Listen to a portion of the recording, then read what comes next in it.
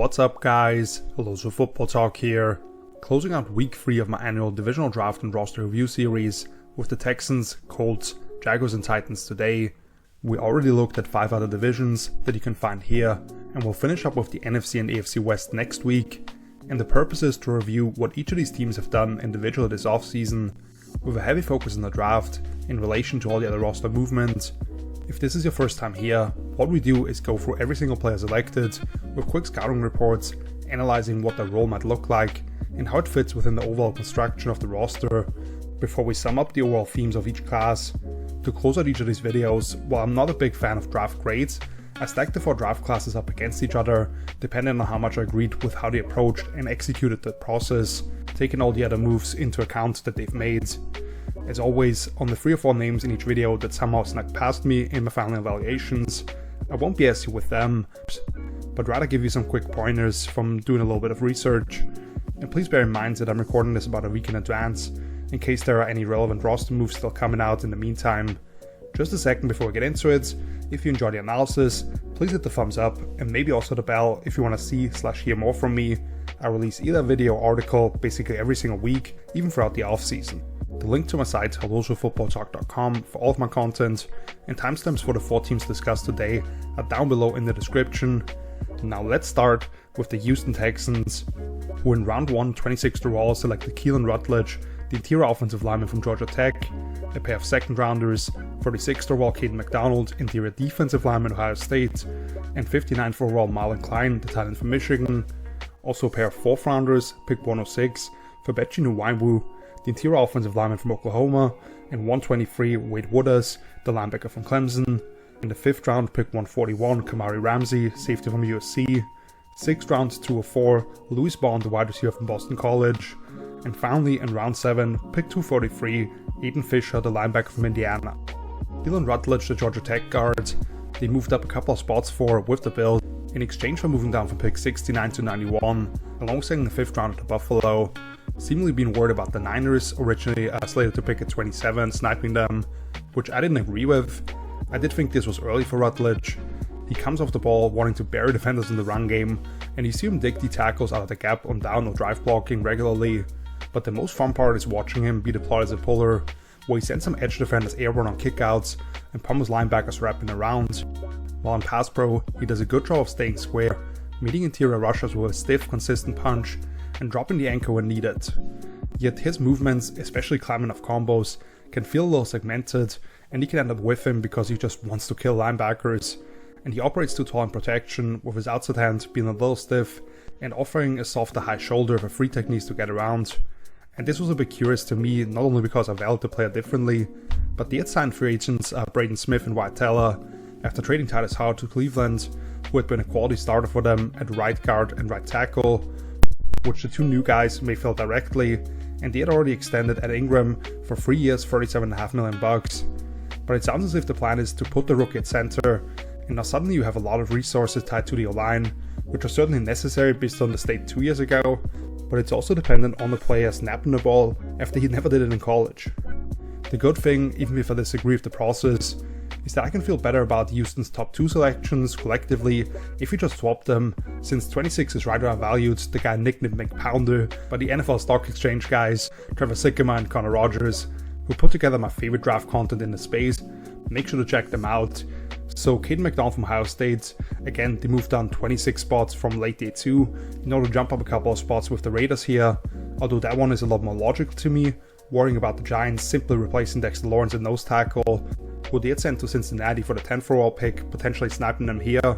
As for McDonald, just a powerball in the middle of the defense with tremendous muscle density, strength and processing skills for different blocking schemes to play peek and shed, can both plow through one shoulder of guards and centers, yet also own his space against double teams to allow the defense to function at a high level with negative box counts. His bull rush can definitely overwhelm solo blockers, but he's also pretty sudden with his hands to disengage, work push-pull moves and create havoc. His pad level off the ball can still be a little inconsistent at this point, while there certainly are guys who offer better speed in pursuit, and he doesn't show the flexibility to turn tight corners as a pass rusher, where he's still more of an oozing winner who takes time to actually get home. For a defense loaded with these hungry dogs attacking forwards, having someone like McDonald, who specializes in owning his space can limit how vulnerable they actually are to gap concepts because everyone's flying up the field, but does have that quick first step himself when you do want him to disrupt from shade alignment. He could make that unit that much harder to run on especially, and now offenses are just left to die when they get to 3rd and 8 against his pass rush unit, which McDonald may not feature into all the time, but I thought he was also the best setup man for twists in this class. They also signed Logan Hall to a noteworthy deal in free agency, by the way, maybe viewing him as someone who can do some of the things that we saw from Nico Archery, who is still in the open market as I'm putting these notes together. Marlon Klein, the Michigan tight end, started his football career with the Cologne Crocodiles in Germany, then came to a boarding school in Georgia 6 years ago, turned himself into a 3-star recruit, and ultimately a team captain for the Wolverines last season, even if the 250 yards he posted was by far the highest of his career. Still growing to some degree, but a highly competitive blocker with the size, torque strength and leg drive to move people off the ball as an inline player, shows the build-up speeds to get behind linebackers and threaten up the seam, as well as drop his weights to cleanly get out of his breaks, and brings legit juice after the catch, averaging 5.5 yak last season. Can definitely get a little top heavy and become susceptible to slipping off blocks in the run game, ran a very limited route trip Michigan, occasionally drifting, and his hands aren't always optimally aligned. As I said in my big draft recap, this was certainly a bit earlier than I expected, even though I can very much see them buying into the upside here, but also surprising considering the handed veteran Foster Moreau $6 million for the next 2 years is more of your inline player. But I'm guessing the hope here is that Klein turns into a combo play eventually, to where they can move Dalton Schultz after 2027, and Nick Haley being his OC gives reason for optimism considering the success the Patriots and Rams have had in the past at the position. Fabechi Nwaiwu from Oklahoma is a squarely built guard at 6'4", 320 pounds with great muscle mass and 34.5-inch arms. Brings excellent mobility in his lower half and a strong grip to stay connected and wash defensive linemen out of their space, while he operates with active feet and good patience as he reads interior pass rushers, keeping them off kilter by changing up his hand usage. He's kind of tardy with his strikes and doesn't look particularly comfortable trying to secure targets in the open field with questionable body control, and overall his posture in pass pro is a little hunched over, and his penalty total doesn't reflect how often he ends up hugging guys in the interior, coming in wide with his hands. But considering the plan now is for Jake Andrews to back up Rutledge at the pivot, you're looking at names like Evan Brown and Sidney Sau competing for the backup spot with Nwaiwu, who is already highly effective in pass pro, and I believe will be part of their long-term plans. That's when we get to the one off-the-wall pick kind of a thought with Wade Wooders from Clemson. As I said in my big draft recap, Wooders was one of those who on my initial watch I didn't think showed enough to be one of the 330 players that I did full evals on, which included 28 other linebackers. I didn't see anything notable in terms of the athlete, his instincts and coverage seemed to be lacking, his arms barely measured over 30 inches. He does seem to track the ball pretty well, was a 2-year starter and team captain for the Clemson program, and logged nearly 700 snaps on special teams, so maybe that's primarily what they view him as. The Texans allowed former starter Christian Harris to walk after missing almost all of 2024 with calf problems, and then was reserved to special teams this past season. Wooders certainly isn't the same style of player, and really not someone I'd associate with this defense, so while D'Amico Ryans knows more about linebacker play than I ever will, that one had me scratching my head.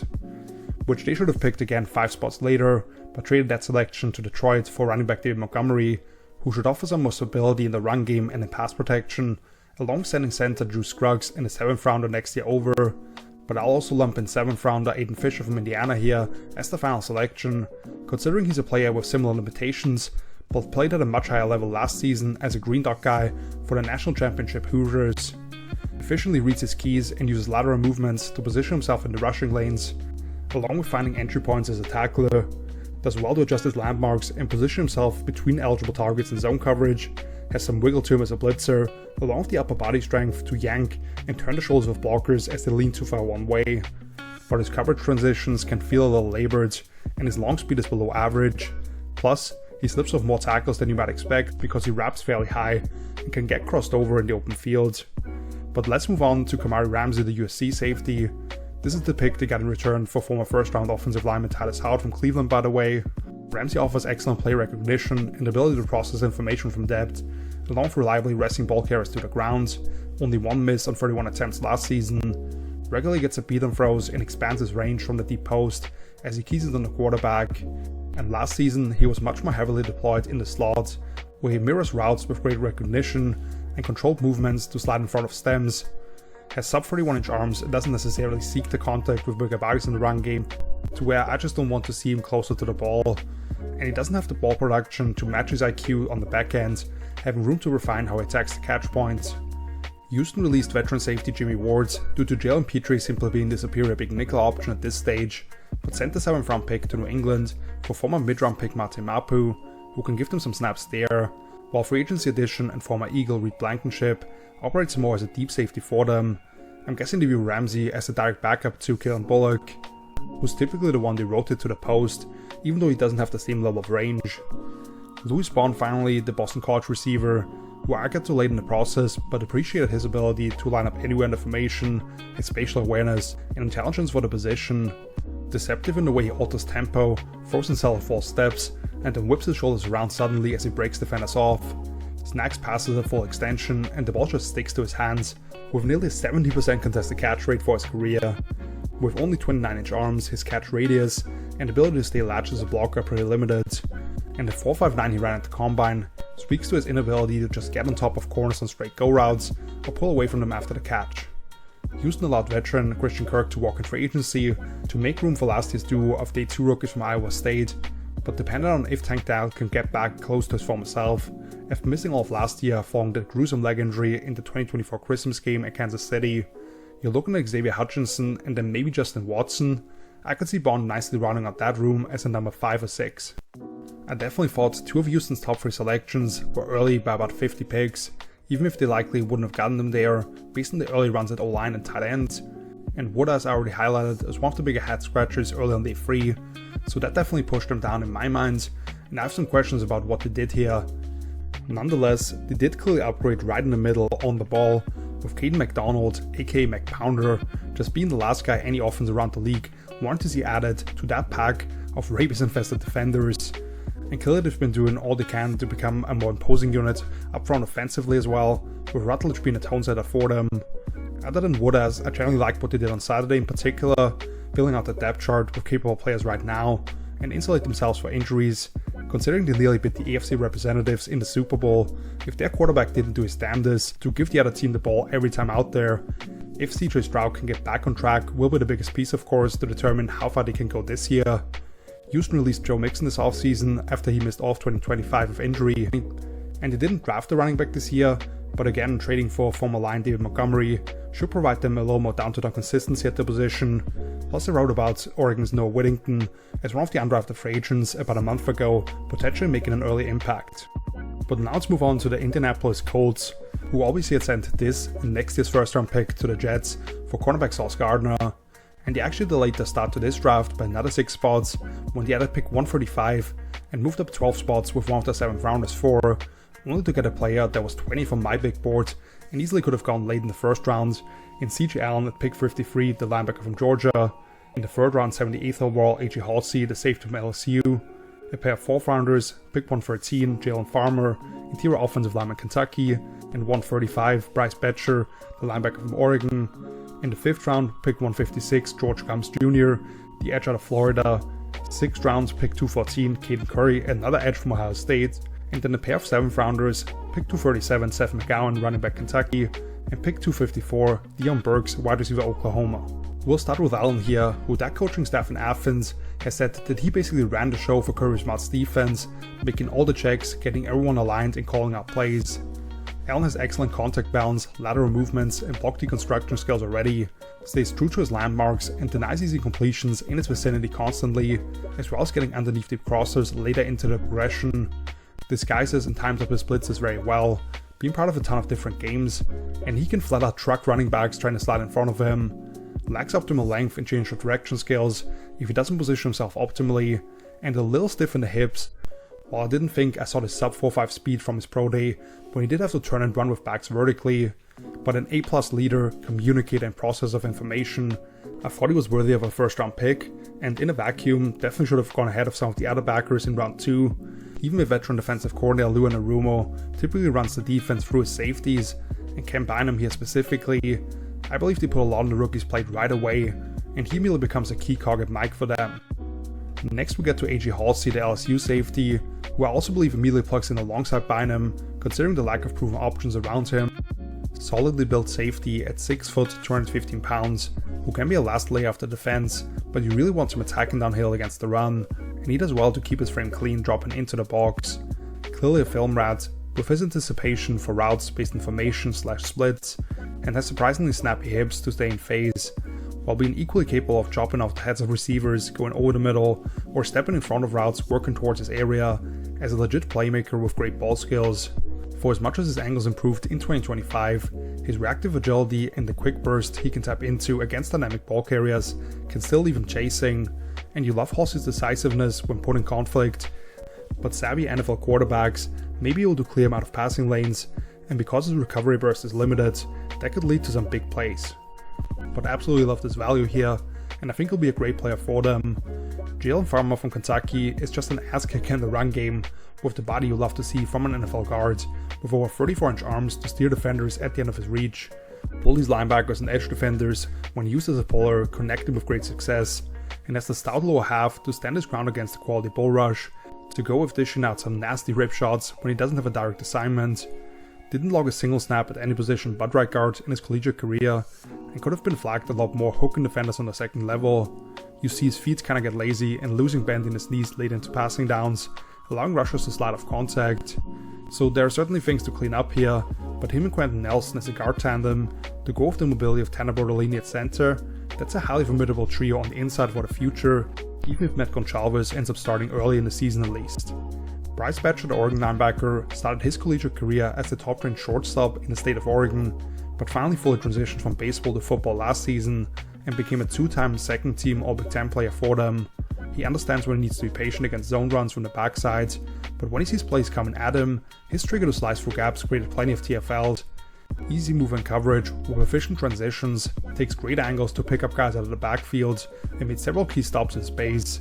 And his closing burst as a looper, along with showing no hesitation about running through personal protectors, made him a very effective blitzer, with nearly a pressure every fourth try.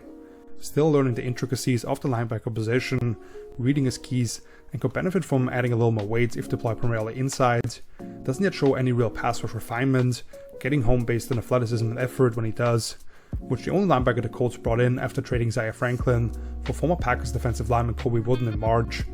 And Jermaine Pratt still being in the open market is Akeem Davis-Gaither, who hasn't really been an established starter in Cincinnati or Arizona,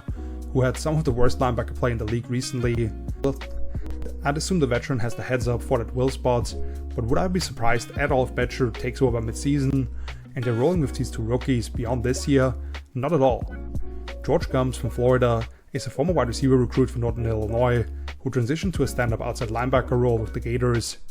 Not particularly heavy at 250 pounds, but there's so much muscle mass concentrated in those quads, and his playing style is violent. Capable of capturing challenging angles as a pass rusher thanks to his deep bending skills, and flashes the hip fluidity to pull off inside jabs into cross-chop moves, up and unders, euro steps. He's just still refining his execution of those and when to pull them out. While in the run game, he regularly leads with his helmet into contact, taking on drive and base blocks, and can get overzealous in pursuit, but a really fun developmental pass rusher at least. And then Caden Curry from Ohio State is kind of the opposite, and they have moved up about a half a round here for this one, thanks to sending Michael Pittman Jr. to Pittsburgh. Curry is compactly built at 6'3", 260 pounds, but due to his extremely limited arm length, he struggles to play with extension through blocks in the run game, and doesn't have the speed to consistently threaten the upfield shoulder of blockers, while being more linear in his rush tracks generally. But brings his harder in the run game, with quality identification skills, a sturdy base, and regularly open up angles to the ball for himself. Rushes the pass with great leverage, and regularly is under the tackle's reach with the rip move, throwing all kinds of stuff at the wall to get home late in the down. Indy lost former first rounder Kwity Paye, being paid $60 million annually by the Raiders now, and also Samson Ebukam as more of a mercenary rotational D-end, who always plays more than his salary would suggest, but they did sign free agents Michael Clemens and Arden Key for nearly $13 million annually combined. We'll see if these two rookies can feature into the rotation all this season, but Gums especially has real potential, and Curry at least can be a worker bee on the edge for them. Seth McGowan, the Kentucky running back, showed great low body explosiveness at the combine when he separated himself from the rest of the running back group, with the top marks in the vertical, 42.5 inches, and the broad jump at 10.11. Able to stick his foot in the ground and slice underneath, or bounce around blocks in emphatic fashion, with great hip mobility and deceptive body language, and runs like a wild horse in the open field who needs to get tussled down, along with having the size and sturdy base to become a factor in pass protection. But you see a lot of shorter steps, and his more high hip build does become an issue when he's wrapped up around the line of scrimmage.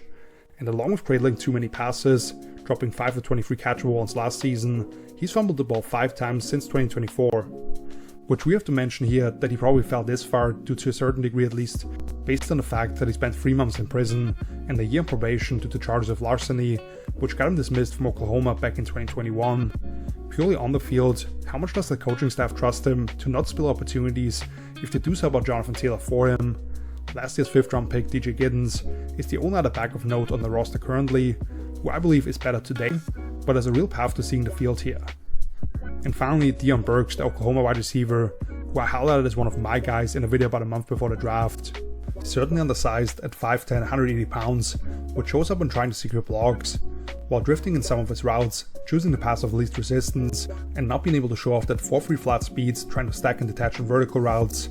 but sudden out of his stance, can throw off defenders with unorthodox step sequencing and changing up his acceleration out of cuts, while constantly helping out his quarterback by finding space in secondary routes, has limited clap attack tendencies that he showed early in his career, and a 56% contested catch rate at that size over 2 years in the SEC is notable, before his wheels do show up when the ball is in his hands, making defenders miss with jump cuts and being happy to drop the pass on an awaiting defensive back. Obviously, by far Indy's biggest financial commitment this offseason was locking up Alec Pierce for 4 years $114 million when he just cracked 1,000 receiving yards last season and has now been a true number 1. They expect Josh Downs to step into a larger role alongside him is my assumption, but am I crazy to think Burks may be a wide receiver 3 in 11 personnel sets as one of the final picks of the entire draft? I think you're looking at Nick Westbrook-Akine as more of a red zone option and maybe early on blocking stuff, but beyond that, it's all role players at best. Considering they didn't own their 1st round pick due to the Sauce Gardner trade, and understanding they also won't own one next year, which is something I wasn't fully sold on in the moment, and I touched on that in my big draft recap.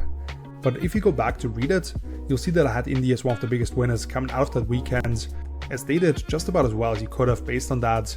We've seen general manager Chris Ballard do some questionable things in the past, some of the lack of aggression he's shown in other areas, in particular in the draft, they haven't hit at the rate you'd like to see, in part because they've bet on some RES darlings rather than finding good football players, but I don't think that's the case this year, where he probably found at least 3 rookie starters primarily, despite not picking inside the top 50, and there are multiple other guys from day 3 who could eventually be real contributors as well.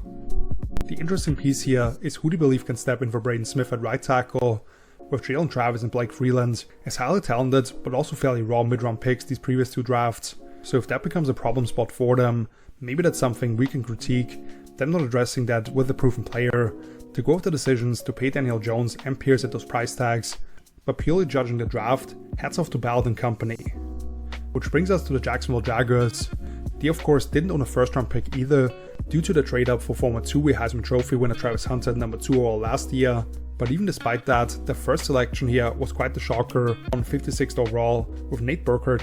the tight end out of Texas A&M, a trio of 3rd rounders, pick 81 Albert Regis, interior defensive lineman Texas A&M, 88th overall Emmanuel Pregnon, interior offensive lineman Oregon, and pick 100 Jalen Husky, the cornerback/safety out of Maryland. In the 4th round, pick 119 Wesley Williams, the edge out of Duke,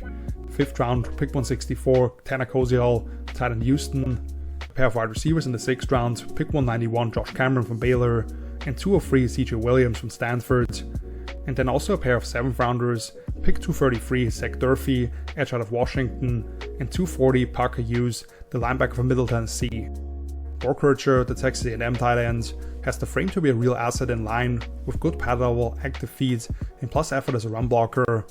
Has the wheels to punish defenses if nobody's carrying him up the seam, but also effectively rolls off either foot on intermediate routes without extra steps, and regularly finds pockets between zone defenders, confidently plucks the ball away from his frame with massive 10.5-inch hands, and bounces off some pretty big hits from safeties. Never established himself, however, as a full-time starter, because you don't want to trust him with all the point of attack stuff yet, as he frequently got bent backwards by heavy-handed edge defenders, and he basically finished at exactly 1 yard per route run for his career, showing very little in terms of running a complete route tree or creativity after the catch. So very unexpected based on where he found himself in consensus boards, which was a huge discussion point post-draft, as it seems like the league was significantly higher on the player, but I just don't see him being worthy of that selection. Jacksonville released their tight end free Johnny Munt, and maybe this frees them up to move Brandon Strange around more in 12 personnel sets, but I had almost identical grades on him and the other tight end they selected in round 5. So let's quickly skip ahead to him for now, and that is Tanner Koziol from Houston. 6'7", 250 pounds, with nearly 34-inch arms and the ability to play above the rim, going 46 of 67 in contested situations over the last 2 years as a red zone monster. Showcases loose movement skills and good control in his routes, understands where to sit down against zone coverage, and is highly deceptive on double moves. He is more of a one-speed route runner with limited play strength to fight through contact, and only forced 2 missed tackles and 74 catches last year, while footwork and leg drive as an inline blocker in the run game are pretty underwhelming, but generally has agile feet, much more effective on stock blocks as a detached receiver, and he did a good job on lead blocks as an H-back for Houston, so makes sense as a complement to what they now already had in-house as a package player,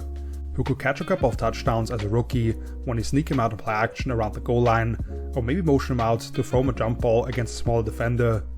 3 third-rounders, Albert Regis, the Texas A&M tackle, fires off the ball with low pads to take up the line of scrimmage and gain early control against the run. He's someone who changes up the math up front because he can take care of that gap in the half and move around between the edges of either guard. Only having 31.5-inch arms forces Regis to be that much more precise with his initial hand placement in run defense or defeat the punch of pass protectors, and he doesn't really threaten the edges of blockers in passing situations altogether. So the pass rush profile is pretty limited, but Regis consistently provides effort to push the pocket and has 4.8 speed to track down scrambling quarterbacks. They needed to find a backup nose to Devon Hamilton, and for an even front defense, needed another gap control player. I think this makes a lot of sense, even if he's more of a 2-down rotational guy that I thought they could have found on day 3, and this signals to me that they're even more in on former Falcon Ruka Rororo, who they swapped another second round pick at the tackle from 2 years ago Mason Smith for, hopefully growing into more of a classic free technique role. Emmanuel Pregnon, the Oregon guard, who I mocked at the end of the first round, and there must have been some medical concern to go with turning 25 just a month into his rookie season, but he's been an ultra durable starter at different stops, with a wide build but swift out of his stance and brings his hips with him as a run blocker, packs plenty of oomph into the collision on kickouts or wrapping around from the backside to dig linebackers out of the lane. While in pass pro, that large frame combined with 33.5-inch arms makes it tough to get around him as he continues to battle the wrists of interior rushers to gain the upper hand. He does excessively lunge into contact at times on simple angular blocks, and he does tend to commit his shoulders too much trailing slanting rushers, which forces him to have to recover against someone else looping over the top, maybe having essentially no experience other than the guard, but I think he immediately competes with Ezra Cleveland for the left guard job, and Wyatt Milam as a former tackle convert is probably the only guy in his way to at least be the primary backup. And Jalen Husky, the Maryland defensive back, twitchy with a nose for the ball when it comes to making plays in crowded spaces and run defense, the address route combinations quickly eliminates those that don't fall into his responsibility and slides over to potentially run with those that do, and he does well to stay square for as long as possible before flipping his hips and attaching the hip of pass catchers in trail position when asked to man up. Can definitely get overzealous flying up and going airborne at times coming downhill, especially against bubble screens, and he's a bit late to flip and run with legit speedsters down the field, especially when they are given a head start of motion. Andrew Wingard finally moved on as a free agent, and Greg Newsome at corner signed a solid deal with the Giants for a year, after they swapped him and Tyson Campbell closing in on last year's trade deadline. I liked Husky quite a bit, even if I expected him to go a little later, but Caleb Bransaw is the primary backup safety, being more suited for the slot. I can see the rookie based on the capital they invested here, sees some good action for them playing deep if one of the starters misses time. Wesley Williams, the edge from Duke, they actually moved down 30 spots in the 5th round for, going up 5 picks here to select him, so they must have liked him quite a bit. Slightly short but densely muscular edge defender who can stand up or put his hand in the dirt, shoots out of his stance with a quick strike, brings his hips into contact, and defends the run with excellent leverage, while quickly being able to shed blocks with great hustle. Has the ankle flexion to chop the tackles outside hand, dip and rip around the corner on an angle, but has also improved his ability to angle through a chest.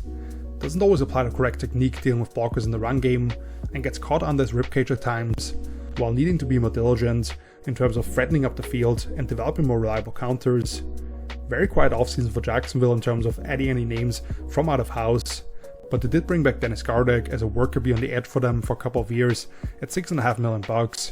A strong Triangle week definitely boosted Williams up, but other than Gardeck and the two starters, who of course they have a lot of money invested into, there are snaps up for grabs to rotate in here. Josh Cameron, the Baylor wide receiver, offers a really interesting profile. At 6'1", 225 pounds, wearing number 34 in college, can lean into and nudge off defensive backs, but also drop his hips pretty emphatically. The efficiency in and out of his breaks isn't sufficient to be a high frequency target at the pro level, I thought, and he lacks the quick burst to stack corners and vertical stems, but his massive hands to swallow the football, excels at posting up and mossing dudes with a bunch of combat catches and nearly a 60% success rate last season on those. And he's not only highly competitive after the catch, but he actually let him return punts because of how well he sees the field and marries that to his feet in order to navigate around traffic. He just wildly swings the ball off his frame and exposes it to nearby defenders punching it out with 2 fumbles in 2025. They definitely need to add some size to that room, and other than determining how much Travis Hunter mixes into the offense again, Cameron may be next in line behind the starting trio in 11 personnel. And then, as I've previously said, without wanting to judge it too much, although consensus boards also make it seem as if they were long shots to get selected at all, I didn't watch any of the last 3 guys they picked here, which is kinda crazy for me to say. CJ Williams, the Stanford wide receiver, was ranked 82nd in Dane Brugler's The Beast among wide receivers, 6'1", 205 pounds. He did triple his previous yardage total at Wisconsin, with 750 and 6 touchdowns in his 1 year at Stanford. So a little surprising, even for as bad as that passing game has been, that he just completely snuck by me.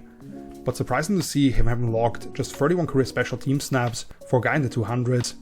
Zach Durfee, the Washington edge, whose college career was marked by missing a year due to transferring twice from North Dakota State and then Sioux Falls, along with battling through different injuries and seemingly still developing despite turning 25 a month into his rookie season. But 6'5", nearly 250 pounds, an explosive tester, running a 4.58 in the 40 and putting up a 39-inch vertical at his pro day. And finally, Parker Hughes, the Middle Tennessee linebacker, a little undersized, short of 6'1", just under 230 pounds, but he reportedly ran a 4.39 at the pro day as a former safety transition guy whose playing time and stats increased all 5 years, with 100 total tackles and his first 2 career interceptions last year. Jacksonville's biggest loss by far in free agency was linebacker Devin Lloyd off a career year, cashing in with the Panthers since they didn't really address their position at all, asking one of the recent day 3 selections, likely Ventrell Miller, to potentially step in next to Foyalua-Kun. So there may be a roster spot for Hughes if he's the 5th best linebacker and really provides some special teams value, even if it's a long shot. One more name to add here to that class, thankfully, and I like better than some of the guys they actually drafted, was former NC State cornerback Devin Marshall. You can read up on him in my piece on Impact UDFAs that I already referenced over on my site. So while I don't want my thoughts to be clouded by the selections of players who I didn't fully evaluate, even if I judge those as neutral, which I do believe in the wisdom of crowds and not really swaying too far off consensus boards, I just don't love what they did here. Burkhardt to me pretty clearly was a day 3 guy, as they were the ones to start the tight end run, and even then there were some names available later on that could have filled that secondary role. Albert Regis is a rock-solid player for what he does, but that is a backup 2-down nose tackle here.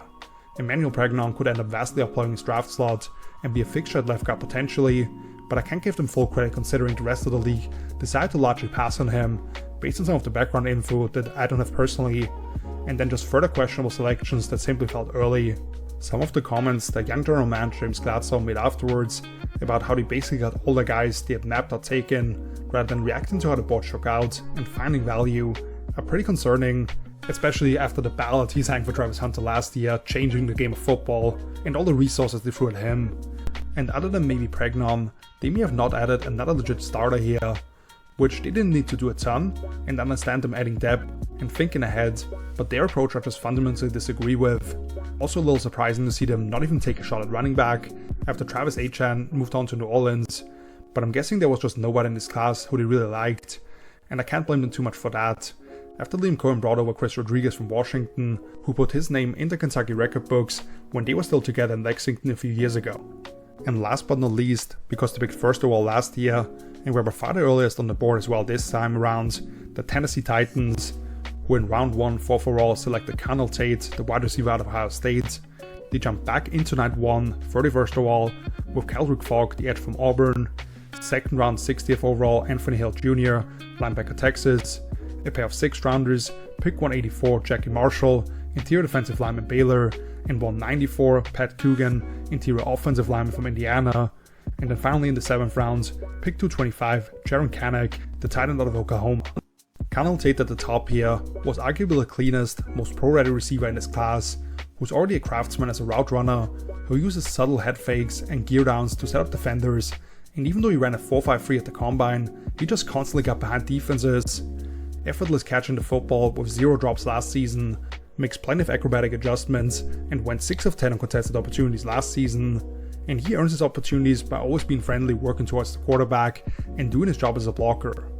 He is pretty upright out of his stance, without the play strength to wrestle off press corners if he can't club the arms away, and I do think his top speed may be somewhat capped. And the big thing with him, of course, is the lack of creativity or dynamism after the catch, with only 6 missed tackles forced on over 100 catches these last 2 years combined. The biggest financial investment Tennessee made this offseason was Brian Daboll bringing over his reception leader Wanda Robinson from New York at 4 years, $70 million, and KJ Osborne at barely over $1 million could be a bargain deal at the end of the depth chart. But Tate should immediately be the clear number 1 target among this group, while Kevin Ridley can step back into his more fitting secondary role, while hopefully being more reliable at the catch point this year. And last year's pair of mid-round picks, Alec Iomina and Jeremy DK, are allowed to be more so role players, as they're given the opportunity to come along. Caldrick Fogg from Auburn, who they jumped up 4 spots for in exchange for moving down 3 spots early in round 3 and swapping down the first pick of day 3 for a late 5th rounder.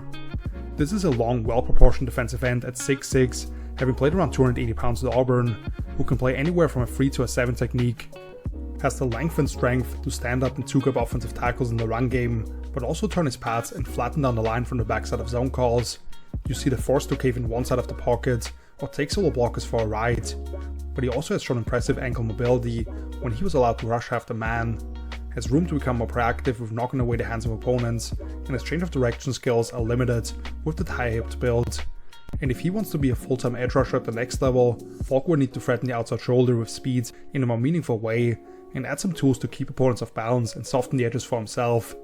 That was after already trading a 7th rounder to Dallas for Solomon Thomas, to go with signing John Franklin Myers for 3 years at $21 million per, who I viewed both as those strong side ends on early downs, but now with Falk in the mix, the latter may be more used on the inside, also apart from passing situations, which likely was the plan previously. New head coach Robert Saleh was part of drafting a similar profile in Michael Williams with the Niners 11th overall last year, and he helped bring along Arik Armstead at his previous stint with them. Arden Key moved on in division with the Colts, by the way. Anthony Hill Jr., the Texas linebacker, who they jumped up 9 spots for in exchange for pick 144 going to Chicago. Body beautiful linebacker at 6'3", 235 pounds, who's proactive with punching and releasing off blocks, but also has the flexibility to slip unnecessary contact. Calm zone defender who stays locked in on the quarterback's eyes, while being a threat to float underneath stuff behind him late with the large catch radius. Plus his angles and timing attack and forwards to find vacated rush lanes and squeeze through to heat up quarterbacks stands out. I thought occasionally he would run plays more like a running back, and he racked up a lot of TFLs by being allowed to blitz on early downs. And he wasn't challenged with a lot of man coverage assignments, where he may be missing the quick response to match legit receiving backs, but it's all there for him physically, and what better guy to learn from than Saleh, with all the great linebackers he's coached, and even Gus Bradley for as simple as his defensive schemes have been. And I'm dubious if he'll finally change his stripes here, but it should allow Hale to play fast, since I expect him to start right away next to Cedric Gray, while Cody Barton gets pushed into a reliable backup role. Then 82 picks later, Fernando Carmona from Arkansas, who logged nearly 2,500 snaps at left tackle in his career previously, and then close to 800 at left guard in 2025, has that square upper half to cover up and the jolt in his hands to create initial displacements on angular blocks, showcases the ability to deploy individual hand usage and affect rushers to either gap of him with a tight grip once he gets into close combat. Yet because he's so top heavy and ends up losing his balance as he gets pulled or arm over it, he ends up hugging defensive linemen regularly, was penalized 29 times over the past 4 seasons, and with that higher point of gravity and playing over his skis because he can get pushed backwards in pass pro, he may get punished a lot more by veteran NFL defensive linemen as well, who take advantage of his weight distribution. Tennessee didn't bring back Kevin Zeitler for his age 36 season yet, but I'm not ruling out a reunion if they're not sure about the guard situation when they get to camp. Carmona gives them tackle flexibility in a pinch, since you're looking at Austin Deculus, Brandon Crenshaw-Dixon, and a couple of UDFAs as backup options currently. Nicholas Singleton from Penn State was the #1 running back recruit back in 2022, who rushed for well over 1,000 yards as a true freshman, but never quite turned into the star workhorse that people were hoping for. I thought as a young back, he showed some impressive problem-solving skills, but when you allow him to just hit the hole or get him out to the corner and show off his curvilinear acceleration, he becomes a problem. He has legit home run speed that doesn't taper off, can cross pursuit angles without really gearing down, and consistently runs his feet through contact. He simply doesn't have the greatest quickness, vision or creativity as a runner, to where he could really maximize what's provided for him all the time in comparison to teammate Katron Allen. And he's not the most natural at tracking the ball down the field as a receiver, with too many slipping through his hands, but he doesn't mind sticking his face in the fan and beating charging linebackers in the hole to develop into a quality pass protector. So even with the foot injury that he suffered during Senior Bowl week definitely hurting him, because he's made for testing that straight line explosiveness, this was later than I expected, and I think it's actually good value, adding a different element to a backfield with Tony Pollard, who had a quietly solid 2025 season, but has recently turned 29 years old, and Tyjae Spears unfortunately just having continued to deal with injuries. Jackie Marshall, the Baylor D tackle, I didn't study too deeply outside of Shrine Bowl practices, where he didn't make any real splash plays, but generally did a good job of using his hands and controlling the point of attack in the run game. In my notes I had that he led all returning FBS interior D linemen for 2025 in defensive stops with 33. He'd benefit from being more concerned with actually IDing the first steps of the O-line, but refuses to be moved off the spot. His get-off does pop, and there's some flashes of quickness to pull off crossface moves, but having shorter arms, missing too many tackles, and the minuscule pressure production is why I thought he might get not picked at all. Again, Franklin Myers now probably exclusively viewed as an interior player, to go with Jordan Elliott for $8 million over the next 2 years, but there's a path to playing time here even for a 6th rounder, after Sebastian Joseph Day also left in free agency. Pat Coogan from Indiana started a year at guard and center each previously at Notre Dame, and then was a key cog at the pivot for the Hoosiers' undefeated national championship season. Rapidly gets his place at foot down, takes optimal angles, and does well to use the momentum of defensive linemen against him in the run game, rarely lunges or extends in pass pro, and shows the mental processing skills to sort through various games and keep those A-gaps clean, with 0 sacks or QB hits to his name last year. Doesn't offer a whole lot of pop into contact out of his stance in the run game, and there's some stiffness that limits his recovery skills against twitch interior rushers if they're able to get to his edges early, along with his pads continuing to rise, which after not bringing back Lloyd Cushenberry, who unfortunately never lived up to his contract and just couldn't stay healthy, they signed Austin Schlottman for $7 million over the next 2 years, but I'm not ruling out Coogan beating him out in training camp, considering how pro-ready I believe he is, even if the ceiling may be kind of capped. And the last guy today, Jaron Kanak, the Titan from Oklahoma, whose 40 time was just 1/100th of a second off Vanderbilt's freaky last hours at the combine with a 4.52, and followed it up by a pair of perfect gauntlet drills, where he never strayed off the line, and the ball never once moved as it hit his hands. Crazy considering he only converted from linebacker last year, shows some impressive suddenness and the ability to pull his shoulders away from contact in order to detach from linebackers, only dropped 1 of 45 catchable passes throughout his past season, and urged him to turn into a runner.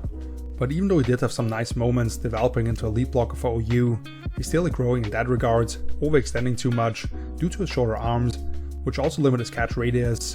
but didn't miss a single game in 4 years and brings extensive special teams experience, which along with Wan'Dale Robinson, they will also brought over Daniel Bellinger from the Giants for 3 years $24 million as more of a traditional Y, to go with a promising pass catcher Gunnar Helm from the middle rounds last year, and former Eagle Colin Granson at about $1.5 million this year, while Chico Conco left in free agency, so Kanak likely will be part of the practice squad this season at least. Tennessee clearly overhauled the whole franchise a lot here, with Sal as head coach, Dable and Bradley as his new coordinators. Really fun actually looking at the sheer amount of bald men uniting on that staff, and already showing a shift in which players they want in the building, trading for Jermaine Johnson, who Salah coached as a rookie with the Jets, releasing veteran safety Xavier Woods, to go with what they did here. They kept things pretty tight around the Tate pick, and even though 4 was maybe a little bit early for me, I also understand getting the most reliable receiver they could have probably found all offseason for Cam Ward, with the lack of help he received pretty much from all his pass catchers last season. Salah goes for another oversized end as they trade back into night 1, who is pretty reminiscent of the early first round pick for the Niners last year with Michael Williams. Hill could become a dynamic presence in the middle of that defense, and I thought they added some interesting names on day 3, with Pat Coogan barely inside the top 200, who could end up looking like a steal if he ultimately ends up starting at center for them. They didn't target offensive tackle here at all, but they did add a promising name as an undrafted free agent in Emil Wagner, who I wrote about a month ago, so if you want to check that out. And after going into the offseason with major questions at corner,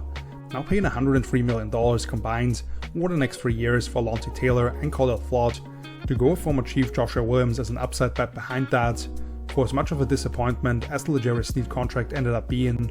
So they didn't feel like they needed to target a position here, which is fine with me. But let's now move on to a divisional draft recap, where the Colts pretty firmly own the top spot, to not have a first rounder due to the Sauce Gardner trade, yet get a player who could have easily been selected there in CJ Allen as the new greened out guy on the defense for maybe a decade, an impact second star at safety, the long-term starting right guard probably, who fits in beautifully with how they want to bully people in the run game,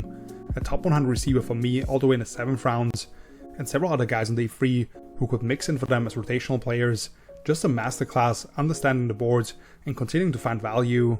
I'll put the Titans at number 2, not that they did anything that I was just blown away with, and they'd be a spot lower in some other divisions, but to say we're getting Cam Ward someone who he can trust will be at a certain spots and come down with the ball, after all the shit he was dealing with as a rookie.